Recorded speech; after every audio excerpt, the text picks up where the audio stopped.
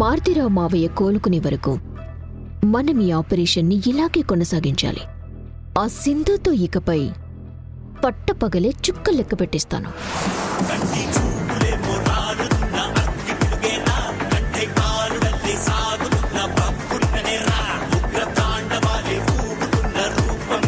Hello Madhu, Madhu ఉన్నావా? లైన్లో ఉన్నావా మధు? లైన్ డిస్కనెక్ట్ అయినట్టుంది. మధుని లైన్లో పెట్టింది చాలే కానీ ఎక్కువగా కష్టపడమాక. ఇక నువ్వు మారవా? ఆ మధు జపం చేయడం ఆపవా?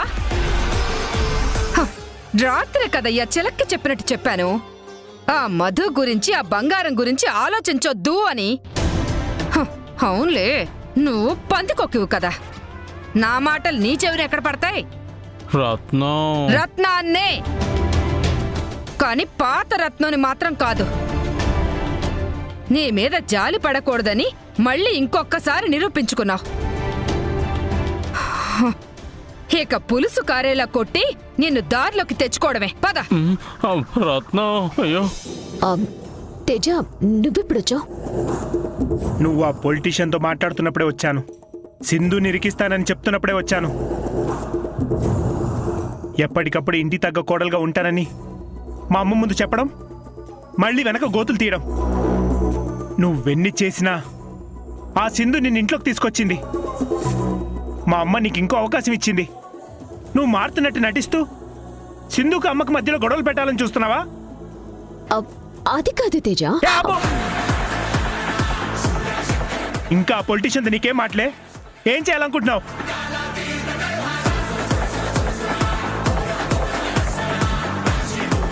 గుర్తు పెట్టుకో, నువ్వెన్ని వేషాలేసినా, తల కిందలుగా తపస్సు చేసినా సింధుని మా అమ్మని ఎప్పటికీ దూరం చేయలేవు. నేను చెప్పేది మీరు ఎవరైనా విని అర్థం చేసుకుంటే నాకు ఆ మారుతిరావుతో గాని పొలిటీషియన్తో గాని మాట్లాడాల్సిన అవసరం ఏమొస్తుంది? నువ్వా నన్ను నమ్మవు, నేను చెప్పేది వినవు. అసలు నువ్వు ఎవరికి పిండ ప్రదానం చేశావో అది తెలుసుకో. అవసరం లేదు. నువ్వు ఏదైనా చేయమని చెప్తే 100 ప్రశ్నలు అడుగుతాను. ఎందుకంటే నువ్వు ఎప్పుడు ఈ ఇంటికి ఏదో ఒక కీడు చేయాలని చూస్తుంటావు. కానీ సింధు ఏదైనా చేయమని చెప్తే ఒక్క ప్రశ్న కూడా అడగను. తన ఇంటి కోసం నిలబడుతుంది. ఇంట్లో వాళ్ళకి ఏదైనా జరిగితే వాళ్ళ ముందు ఉంటుంది. నీలా నాటకాలు ఆడదు. అందుకే తనంటే నాకు గౌరవం. సింధు చెప్తే నేను ఏదైనా చేస్తాను. ఇది నేను నీకు ఇస్తున్న చివరి వార్నింగ్ అనుకో. ఇంకోసారి సింధు జోలికి వెళ్తే నీకు నేను నోట్తో సమాధానం చెప్పను, నా చెయ్యి మాట్లాడుతుంది.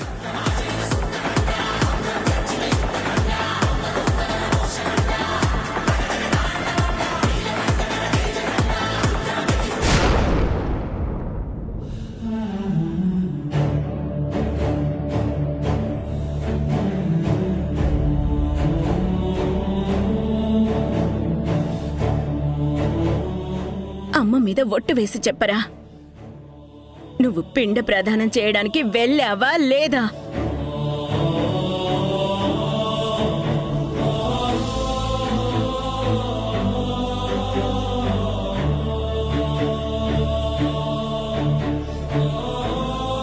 కుటుంబం అంతా కలిసి ఒక్కటైపోయారు.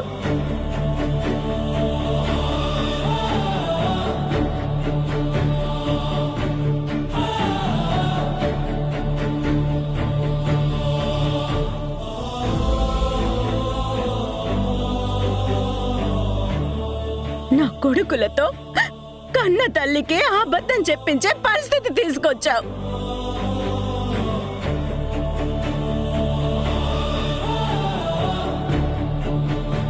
చనిపోయిన అతని కర్మకాండలు జరిపించి నన్ను బతుకున్న శవాన్ని చేశావు.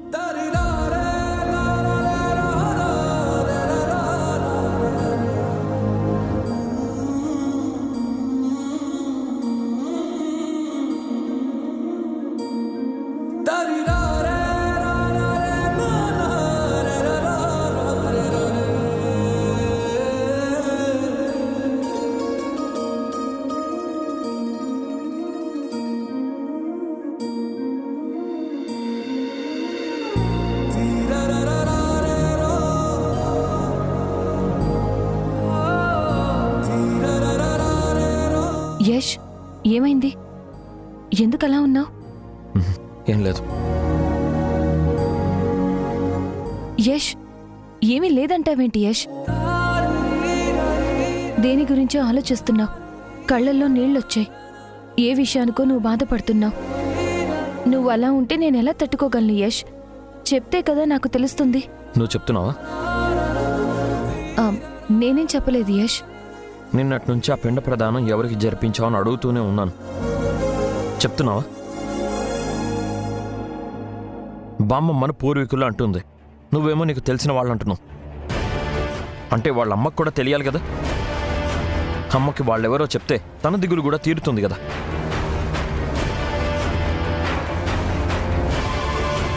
ఇద్దరు కలిసి అమ్మకి తెలియకుండా ఆ కార్యక్రమం చేయించడమే తప్పు. చేసిన తర్వాత కూడా వాళ్ళెవరూ తనకి చెప్పకపోతే ఎలా ఉంటుంది సింధు? అత్తయ్యతో నేను మాట్లాడతాను యష్, నువ్వు బాధపడకు. అవసరం లేదు సింధు.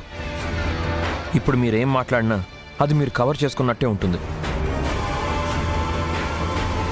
జ్వరం వచ్చినప్పుడు మందు ఇవ్వాలి సింధు, తగ్గాక కాదు. తను బాధపడుతున్నప్పుడు సంజాయిషి ఇవ్వాలి, కుంగిపోయేలాగా చేశాక కాదు. ఇక వదిలే. యష్ యష్, ఏ కుల రక్కసి కసి కాటుకు బలి అయినావో, ఏ భగవానిపై వేటుకు పులిపోయినావో, ఏ దీనురాలి కన్న కడుపు నిన్ను కన్నదో, తల్లడిల్లె తల్లి శోకం పండుటాకై అల్లాడెనే, కొండంత అండబాయ తల మీద నిడబాయనే, బలవంతుడనుకుంటే బలమే గుంకిందా, ఏ పొద్దు పొడుపులో వెలుగై వస్తావో. బాధపడకు సింధు, నువ్వు ఏడవకు. యష్ అన్న మాటలు విన్నావా భాగ్యం? నేను చెప్పానని ఆ పిండ ప్రధానానికి వచ్చాడు. ఆ విషయం తెలిసి అత్తయ్య బాధపడ్డారని తట్టుకోలేకపోతున్నాడు. నిన్నటి నుంచి అత్తయ్య కళ్ళల్లోకి చూడలేక నలిగిపోతున్నాడు భాగ్యం. తను ఎంత వేదన అనుభవిస్తున్నాడో నాకు అర్థమవుతోంది. ఆ కోపం నా మీద చూపించినా బాగుండేది. తనలో తానే కుమిలిపోతుంటే ఇంకా బాధగా ఉంది భాగ్యం.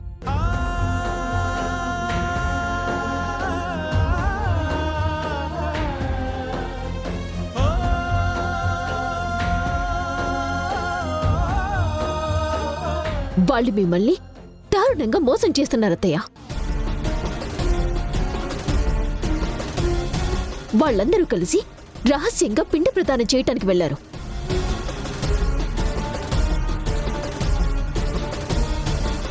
దీనంతటికి కారణం ఆ మధునే సింధు. ఈ ఇంట్లో మనశ్శాంతి లేకుండా చేస్తుంది.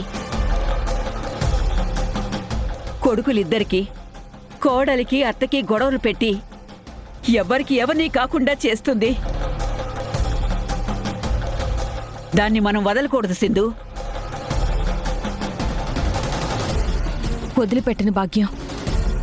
ఈరోజు నా అత్తయ్య బాధకి, నా భర్త కన్నీళ్ళకి అదే కారణం. చచ్చింది నా చేతుల్లో.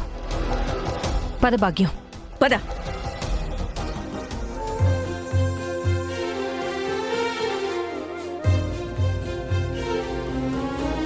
మీరంతా కలిసి ఏం చేశారో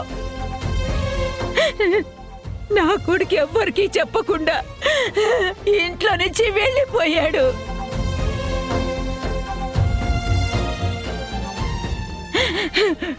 వెళ్ళిన వాడు మీతో మాట్లాడడం లేదంటే వాడి మనసు ఎందుకు కష్టపడిందో.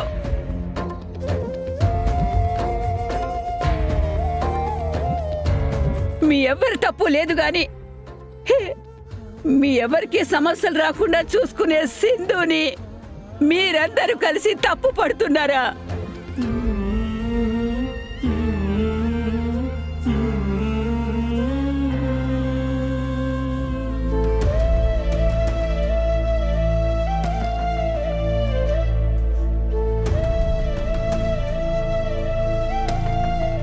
సారీ అమ్మా.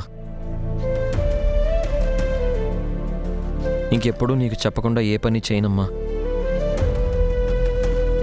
ఈ ఒక్కసారికి నీ కొడుకుని క్షమించమ్మా. నేను ఎవరిని నమ్మనంత నిన్ను నమ్ముతాను రయేష్. నీకు ఫోన్ చేస్తే కూడా ఈ అమ్మకి నిజం చెప్పలేదు కదా. సారీ చెప్తున్నాను కదమ్మా. ఇలాంటి పొరపాటు ఇంకెప్పుడూ జరగదమ్మా. నిన్నటి నుంచి గొంతులో ముద్ద దిగడం లేదు, నిద్ర కూడా పట్టట్లేదు.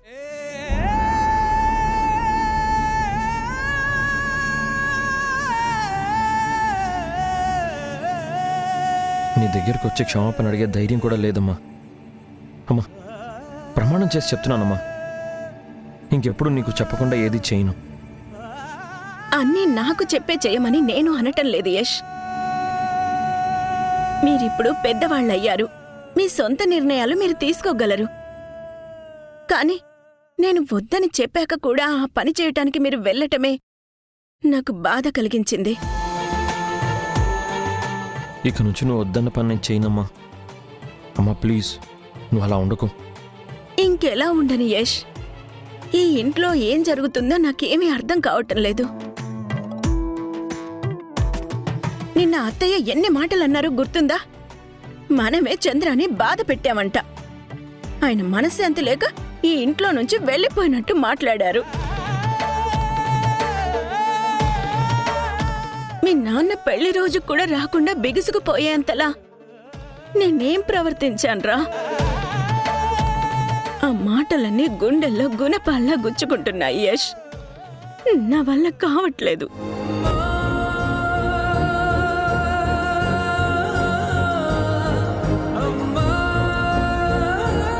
అసలు నీ తప్పేం లేదమ్మా. భాగ్యం అన్న మాటలు నాకు నచ్చలేదు. అసలు నాన్న ఎందుకు ఇలా చేస్తున్నారో అర్థం కావడం లేదు. అమ్మా, నాన్నతో నేను మాట్లాడతానమ్మా. వద్దు యష్, ఇప్పుడు మనం మాట్లాడినా మళ్ళీ ఇంకో గొడవ చేశామనుకుంటారు. ఇవన్నీ ఫోన్లో మాట్లాడేవి కూడా కాదు. ఆయన్ని రాని ఒక్క మాట కూడా చెప్పకుండా ఢిల్లీ ఎందుకు వెళ్ళిపోయారో, పెళ్లి రోజున కనీసం ఒక్క ఫోన్ కూడా చేయలేనంత బిజీ ఎందుకున్నారో నేనే నిలదీస్తాను. నా తప్పేంటని అందరి ముందు అడుగుతాను. అసలా నీకు చాలా పనులున్నాయి కదా యష్, నువ్వు మనసు పాడు చేసుకోకుండా పని చూసుకో. సారీ అమ్మా. పర్లేదు యష్, నీతో మాట్లాడిన తర్వాత నా గుండెల్లో కొంత భారం తీరింది. నాకు కూడా అమ్మా.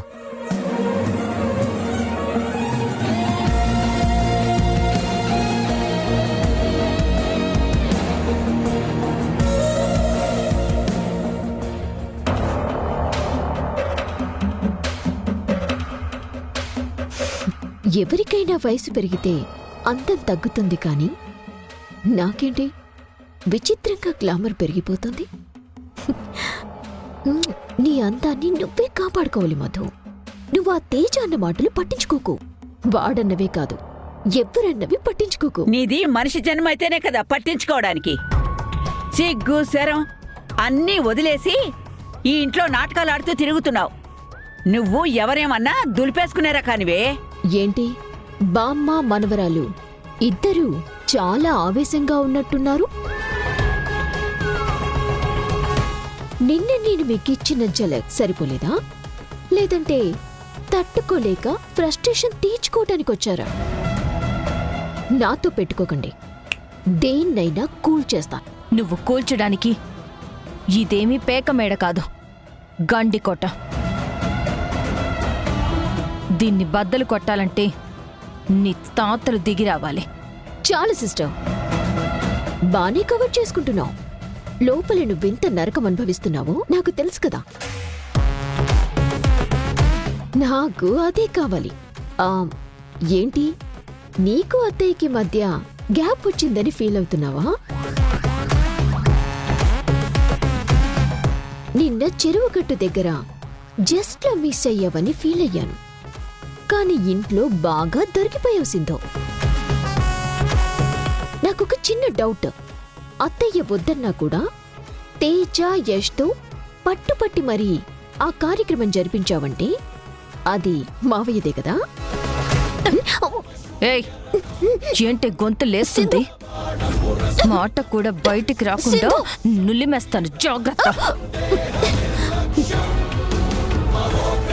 నువ్వు జలకిస్తే బెదిరిపోయే రకాన్ని కాదు, తిప్పి నీకు జ్వరం తెప్పించే రకాన్ని.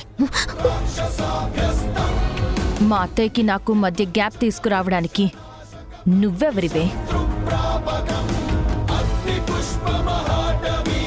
గ్యాప్ రావాలంటే ఇద్దరం దూరం అవ్వాలి. నేను మా అత్తయ్యకి ఎప్పుడూ దూరం కాను. దూరం చెయ్యాలని చూస్తున్న వాళ్ళ దుమ్ము దులిపేస్తాను. నాతో పెట్టుకోవద్దు మధు. ఎందుకు పెట్టుకున్నానా అని నువ్వు 7 జన్మల వరకు ఏడుస్తావు. దీన్నిలా కాదే, చితకబాదాలి నిన్ను. ఓగవే.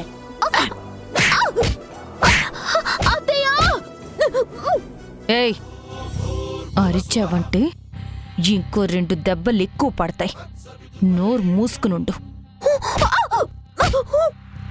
నిన్ను. ఏయ్, సింధు, దాన్ని పట్టుకో, పట్టుకో, దాన్ని పట్టుకో. ఏయ్, మధు, పట్టుకోవే, వదలొద్దు. మధు, అత్తయ్య చూడండి అత్తయ్య, నేను మీకు పిండ ప్రధాని గురించి నిజం చెప్పానని నన్ను ఇద్దరు కలిసి కొడుతున్నారు, చంపేస్తానని బెదిరిస్తున్నారు.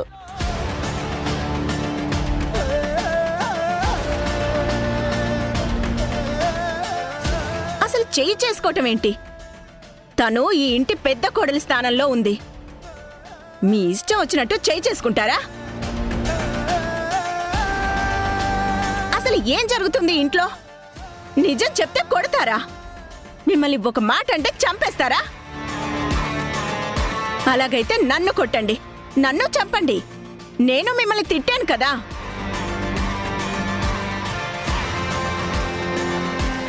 అత్తయ్య, ఇంట్లో కోడళ్ళకి గొడవ జరిగితే మీరు సర్ది చెప్పాల్సింది పోయి ఇంకా దాన్ని పెద్దది చేస్తారా? ఇదేనా మీ పెద్దరికం? ప్రతిసారి సింధుని నెత్తికెక్కించుకుంటున్నారు సరే, మిగతా వాళ్ళని నేలకేసి కొడతారా?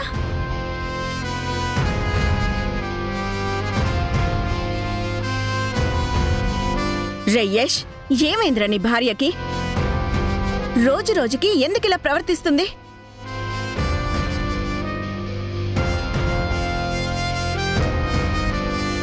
ఎలా ఉండాల్సిన సింధు ఎలా మారిపోయింది? ఒక అత్తగా నిలదీసే గౌరవం నాకు ఇస్తుందో లేదో తెలీదు. కనీసం భర్తగా నీకైనా ఇస్తుందనిపిస్తే తన పద్ధతి మార్చుకోమని చెప్పు.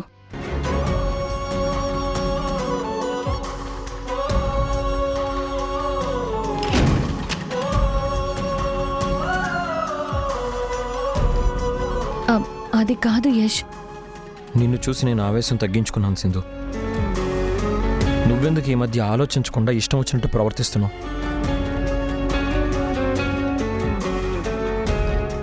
ఈ మధ్య మధు నుంచి వచ్చే సమస్యల కన్నా నీ నుంచి వచ్చే సమస్యలే ఎక్కువయ్యాయి సింధు.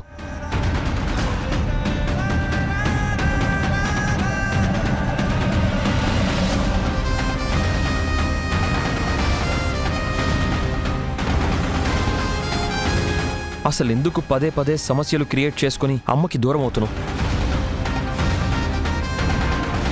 నువ్వు ఇలానే ప్రవర్తిస్తే అమ్మకే కాదు సింధు, నాకు కూడా దూరం అయిపోతావు, నాకు కూడా దూరం అయిపోతావు, నాకు కూడా దూరం అయిపోతావు, నాకు కూడా దూరం అయిపోతావు, నాకు కూడా దూరం అయిపోతావు.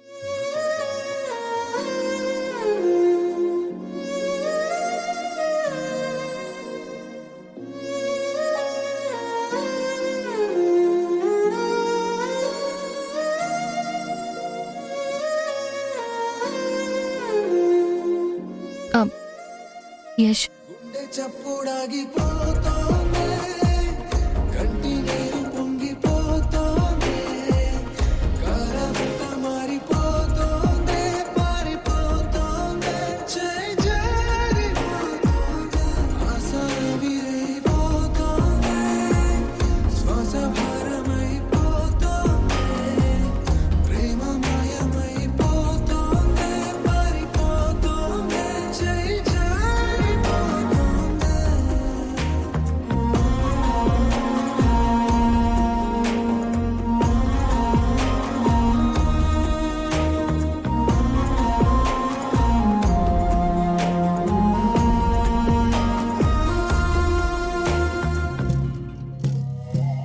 సింధు, ఇది నేను ప్లాన్ చేయలేదు, నాకొచ్చిన బోనస్. మీరిద్దరూ వేసుకున్న సెల్ఫ్ గోల్స్.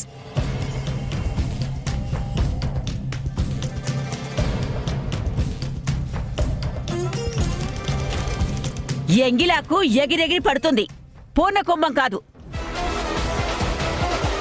ఎవరేంటో చెప్పక్కర్లేదనుకుంటా.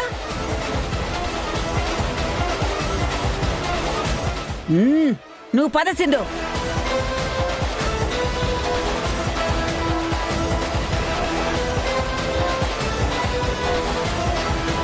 చింత చచ్చినా పులుపు చావదు అంటే ఇదే. ఓడిపోయామని ఒప్పుకోరు, కళ్ళల్లో భయం ఉండదు. ఇద్దరు ఇద్దరే సరిపోయారు. నీ కళ్ళల్లోంచి చిన్న కన్నీటి బొట్టు కారినా నేను తట్టుకోలేని యష్. నువ్వంటే నాకు ప్రాణం. I love you Sindhu. Love you so much. చీకటి